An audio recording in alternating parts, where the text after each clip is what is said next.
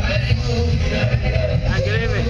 Today we have Mr. Ryan Mackey, who is the chairman of the PYL in Port Charlotte. And we're having an exciting time tonight. Mr. Mackey, welcome. Thank you. Well, how is it that you are supporting the candidate? And I want you to call his name. How is this candidate the best candidate for Port Charlotte during this election for 2012? Well, Dr. Rollins brings a young, vibrant energy to the constituency that we need. He also is a bridge to the future. I think that Dr. Rollins is a perfect example of the motto, think global, act local. He's been educated abroad at some of the best universities in the world, and he's going to bring what he's learned away home and invigorate this constituency. He's been endorsed by Alfred Sayers, who's passed the torch on to him. And he thinks that he's the best man, and we in the Port Charlotte think that he's the best man for the job. Okay, why the PLP? Why do you feel the PLP is the best government to run this country at this time? If you look at the quality of the PLP's candidates, it's stellar quality. Stellar lawyers, businessmen, people from industry. And then if you look at you compare them to the record of the FNM, which has been horrible over the past 5 years. Murder rate, highest ever. Unemployment, highest in a decade. National debt, highest ever.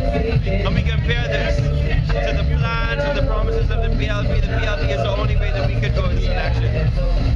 As a young person, what are some of the things that you would like to see change in the country today? What's not here? Or what would you like to see develop, change about our governance or about the country as a whole from the eyes of a young person? What I'd like to see is more focus on youth development, stemming from education, in terms of putting money and backing our ideas, our inspirations. I want to see some diversification in our economy, agriculture to mariculture to technology, and I want to see a greater role for the financial services industry. Great. Do you think there's room for alternative energies? Do you think we have the capabilities? I mean, we all say that the mantra of this government is Bahamians need not apply.